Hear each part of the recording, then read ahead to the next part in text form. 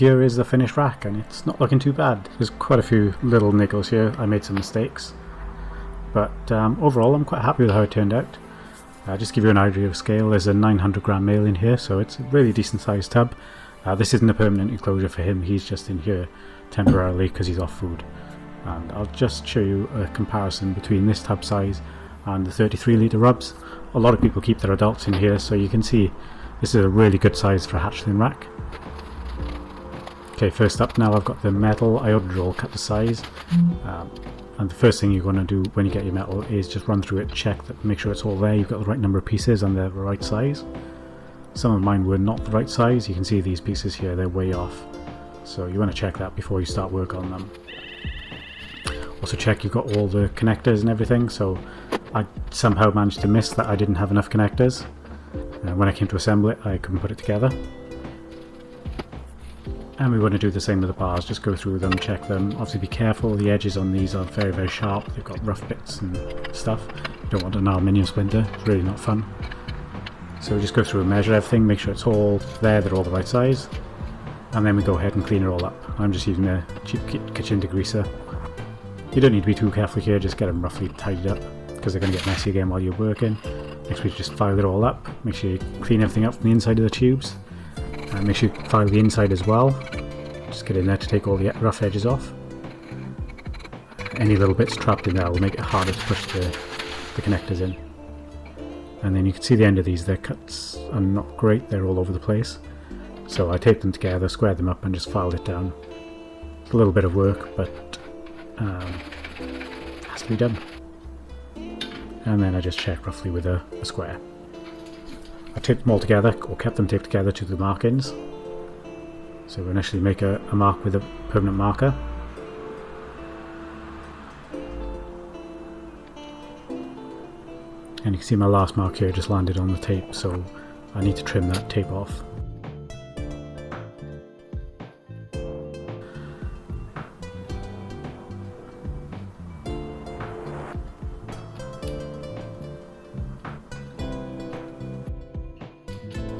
And then we can remake the mark.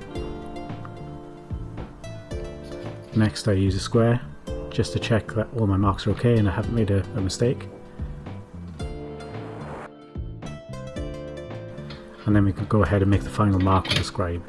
You're going to want to make these marks quite deep. So you can see I'm pressing quite hard and scratching deeply into the aluminium.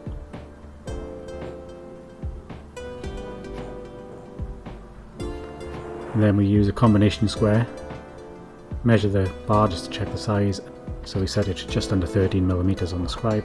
Then we make the intersecting line to complete the cross, and if you just slide the tip of your punch along this line, it should catch in the groove where the two lines meet to get you a perfect centre point. Okay, next up drilling. Start off with a fairly small pilot hole. I'm using a 4mm drill bit to start things off, and then I go back and widen the holes to the width of my riv nuts with a bigger drill bit. Make sure you empty your tubes up before you carry them around. So to check the size I just hold the drill bit up to the riv nut and then I drill one hole as a test. And just drop it in, make sure it fits before you refit. Then you can go on and finish all the rest of the holes. And once they're all widened to the right size, you can go ahead and pop the riv nuts in.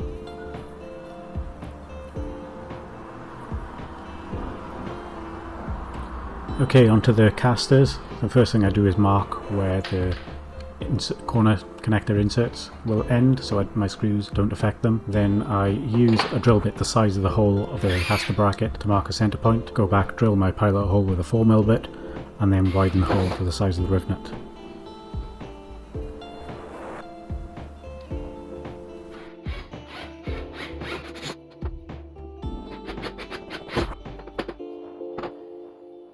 I'm using countersunk riv nuts for these, so we go back and finish the holes with a countersunk drill bit. And you should see it finishes perfectly flush. Okay, clean up in between everything, and we'll show you how to use the riv nut gun. It's really simple. You get the different nibs which just literally just screw on, and they're just the size of the bolts. We use an M6 here, so we need to screw an M6 bit on. And once that's screwed on, we can screw on the riv nut, pop it in the hole, open the arms, and you might need to tighten it up a little bit, and then clamp it down. You can just feel until it's solid in the hole. It doesn't take that much force. And then we just rinse and repeat. For the second hole, I screw the caster on in place. I press it up against a block of wood to get it perfectly level. Mark the centre point again with a 6mm drill bit, which is the same size as the bracket hole in the caster, and fit my riv nut. And then I can just screw the caster on, and we have a wheel. Awesome. So the finishing, you can see before, I'm just going for a light brushed finish. So it's not going to get rid of all the scratches. You can see one of the deeper scratches here, but I think it looks fine. I'm more than happy with that. So first off, I clean off the ink with some acetone, and then literally just scrub them with the Scotch pad. You just want to try and keep your lines more or less in the same direction. You can use a sanding pad, that might help with this. Onto assembly, and it's just a case of pushing everything together. This might take a bit of force, but it's not that hard. If you are struggling, you can use a rubber mallet to tap them together.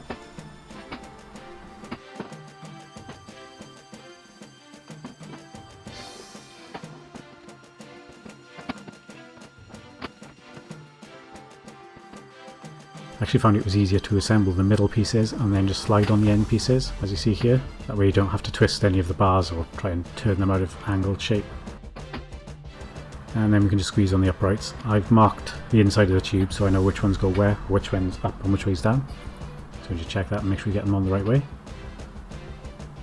Then for the base, I've got a base panel to go on, so I just roughly notched out the holes, then place it and mark with a marker where I need to adjust them. And I just go through and clean up the cuts, the notches with a file. We want a fairly tight fit here just to keep it all rigid. And there you go, places them perfectly. Now you shouldn't do this, you should drill the holes before taking off the protector. This is just a stupid mistake I made, but there we go. And then I just tape it down to make sure it doesn't move while I'm drilling. And again, just measure where my drill bits are, where my screws are going to go. This is just so I avoid the inserts again. And I just roughly punch using the combination square to place my punch hole. They don't have to be perfect this time around because we're drilling through both the sheet and bar at the same time, so they are going to line up. And again, just vacuum before I take this off so you don't get chippings everywhere. And now we can widen the holes. And then put our rivnets in. Again, these are countersunk, so they should finish perfectly flush. Onto the shelves. So the first thing we do is mark up. So I need to mark the two fold lines and also the screw points for the holes. And I just center punch all the holes as we did for the uprights and drill through. Now with all the holes drilled, I can bend them. This is a manual handbrake. And we have a bar that clamps in place. Just line up the fold lines, clamp it down with the G-clamps, and lift up your bars. You're going to want to clean off any marks that you've made. It's easy to get the ink off while the sheet's flat. And we just repeat again, line up the marks, clamp on the bar, and lift up the handles to bend.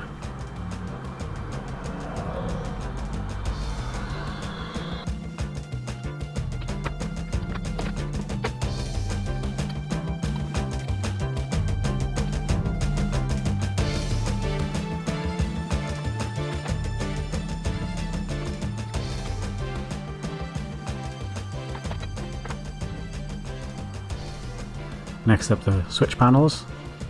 You can see I'm just cleaning off all the crap. Then we can notch off the corners because I'm going to make double folds in these. I drilled out 20mm diameter holes with a step drill, and I just clean them up with a file and the blade on the end of the scribe to take off any burr. Rub it with a Scotch pad again and make some folds. So these first folds along the long edges are going to make it really rigid, and they'll also make it look a bit nicer, a bit cleaner. Then these side folds will give me something to fix to on the... I just hold it in place with double-sided tape.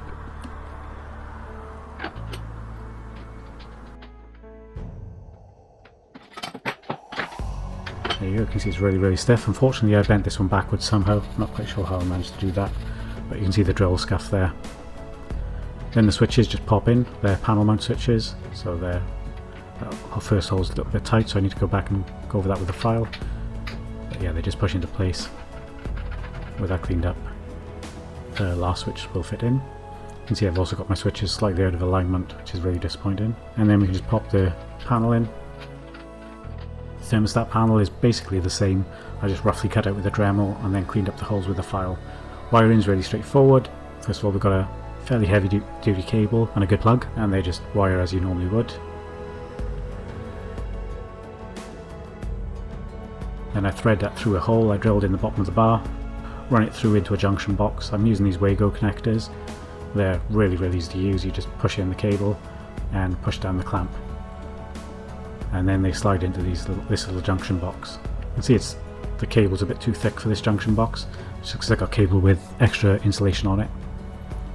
So from there we run it into a socket. I run the live through the switch and wire up the socket the socket as normal. Had to change the switches didn't work. Don't buy the cheapest switches on Wish, they won't work. But yeah, it looks quite nice, and I got my logo on there. You can see I'm quite happy with how that turned out. Then you can see the socket wired up. We've just got, as you can see, the live wire just breaks and runs through the switch. The top I'm really disappointed with, so I'll just show you quickly what I did. It's just some plywood cut to size. I sanded it down and then finished it with Danish oil. I use Danish oil because it gives you a fairly good protection, and it's really easy to fit. You just literally pour it on and rub it in, let it dry, or dry-ish, for about 10 minutes, and then buffer it off with a cloth. Put on about 3 or 4 layers, and that should last a couple of years.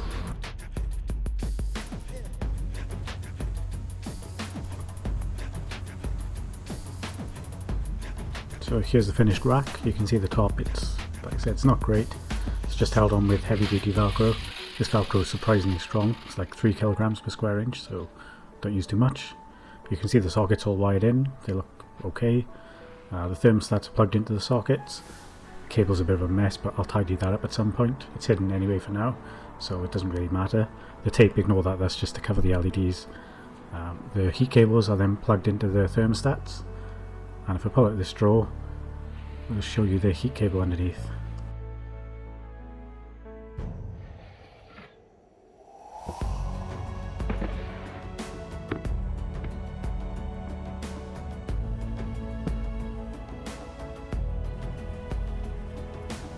Okay, so here's the heat cable. You can see it's literally just held on with cable ties, or cable clips, and they're just stuck onto the shelves. And then all the cables have run up the central back tube.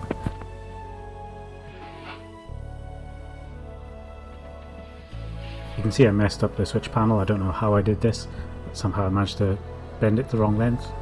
I just filled in the gap with this 10mm square tube, and at the moment it's just friction fitted. I might paint it, maybe get it to match the logo in colour so it looks more deliberate. The bracing you can see here is just screwed on with self-tapping screws.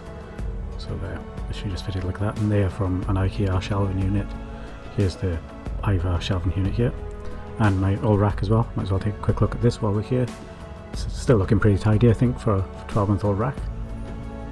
See, the drawers work, they slide really nicely. This is roughly how I set up. I've got some Ecoworth, a little hide at the back, and there's a 800 gram male now, I think he is. So that is basically my snake room setup now. You can see over here the hatchling rack and the incubator. It's not very big, but I think it looks quite nice, and I'm hoping to get a bedroom set up soon.